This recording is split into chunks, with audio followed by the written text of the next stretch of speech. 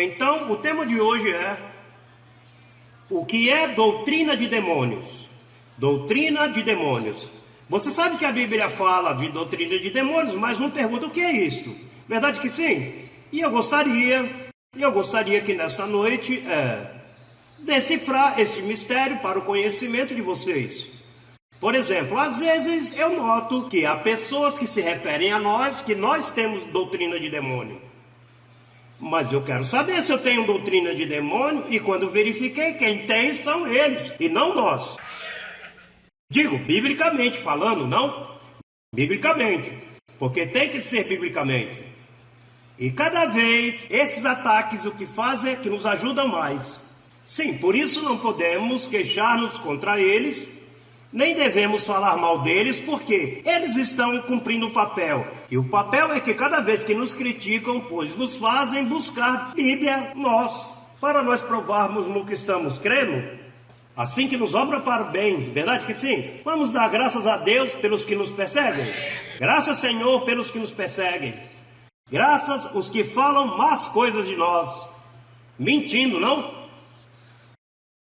Pois vamos começar com a primeira carta a Timóteo. Primeira carta a Timóteo, capítulo 4. Disse, mas o Espírito diz claramente que nos últimos tempos alguns apostatarão da fé, escutando a espíritos enganadores e a doutrinas de demônios, pela hipocrisia de mentirosos, que tendo cauterizada a consciência, proibirão casar-se e mandarão abster-se de alimentos que Deus criou, para que com ações de graças participassem deles os crentes e os que conhecem a verdade. Bom, o primeiro que vemos aqui é que para você apostatar da fé, diz aqui que alguns apostataram da fé escutando doutrina. Agora, aonde você escuta doutrina? Aonde? Num campo de futebol? No clube dos Lions? Quando você vai à igreja, porque se vai escutar doutrinas, quer dizer, isso se faz em igrejas. Ou seja, que não são demônios, pastor, com tridentes, ou espíritos voláteis, não. São demônios no aspecto que são pastores. Os demônios são os reverendos. Porque diz que eles se apartarão da fé escutando doutrinas de demônios. Pois quer dizer que essa doutrina de demônio a prega um homem, uma mulher, ou um sacerdote, um pastor, uma pessoa que prega em uma igreja onde as pessoas vão escutar a Deus, mas termina escutando doutrinas de demônios. Quer dizer que o primeiro que vemos é que para escutar a doutrina tem que ir a uma igreja. E onde se fala de doutrina é exatamente em templos, sinagogas, em lugares religiosos. Agora, quais são as características? Esse é o segundo passo. Quais são as características de uma igreja que seu pastor ensina a doutrina de demônios? Veja que a primeira característica para você saber se em uma igreja a doutrina de demônio é que se proíbe. Diga, se proíbe. Quantas igrejas não proíbem? Nesta igreja se proíbe que a mulher use calça comprida. Nesta igreja se proíbe que a mulher se maquie. Há muitas proibições. Nesta igreja se proíbe que cesta coma carne. Toda a doutrina de demônio começa proibindo. Agora, de onde nascem as proibições? Da lei. Neste caso, que estamos vendo mundialmente, pela televisão, pelos jornais, proibirão casar-se. Agora, uma das, e eu diria quase a única mundialmente, que para que seus líderes possam ministrar é que não podem estar casados.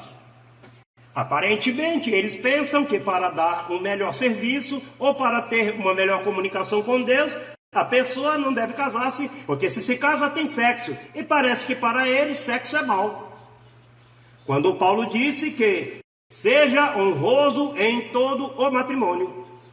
Agora, por que razão está explodindo todas essas situações das igrejas católicas? Porque aí se proíbe casar, e proibir casar é característica de uma doutrina de demônio, conforme o apóstolo Paulo.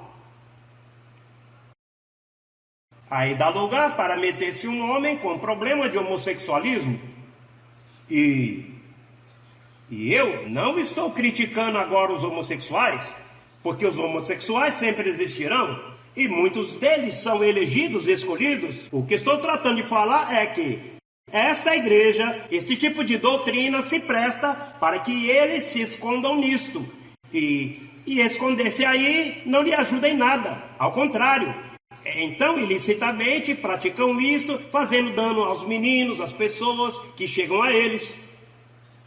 E é todo tipo de amigo, não só com os meninos, também com as meninas. É em grandes proporções, porque aqui não vamos tapar o céu com dedo, e faz pouco eu li em Honduras, um pastor violou as suas filhas. Um pastor pentecostal. Assim que não estamos falando agora, defendendo, o que estamos falando é que, e naturalmente, este pastor pentecostal, se é pentecostal, aí se proíbe muitas coisas. Porque uma igreja pentecostal, o que mais aí é proibições. Diga, proibir. Proibir é o primeiro indício para formar uma doutrina de demônios. Por quê? Porque Paulo diz que no Evangelho tudo me é lícito. No Evangelho não se pode proibir. Olha, no Evangelho é proibido proibir. Uma vez eu fui a Porto Rico e havia um abençoado em nosso ministério, que ele me escutava as pregações de como melhorar a vida entre os empregados, que haja bom ambiente nos negócios, porque ele tinha muitos empregados. E então, ele compreendeu através da mensagem da graça que os problemas que ele tinha de emprego era por causa das proibições que ele mesmo colocou. Por quê? Você sabe que tem certo chefe que diz, aqui se proíbe isso, aqui se proíbe tomar café nisso, aqui se proíbe aquilo, aqui se proíbe. Pois ele tinha tanta proibição que ele tinha muitos problemas. Então um dia, escutando a mim, ele disse, olha, eu vou proibir que se proíba. Então ele colocou um anúncio assim no escritório e disse, proibido proibir. E então lhe foi melhor. Olha, e isso tem uma grande ciência na igreja. O pastor que proíbe começa a ter problemas imediatamente. Olha, oxalá as igrejas colocassem proibido proibir. Porque Paulo foi o primeiro que disse, olha irmãos, a mim tudo me é lícito. Lícito é o oposto a proibir.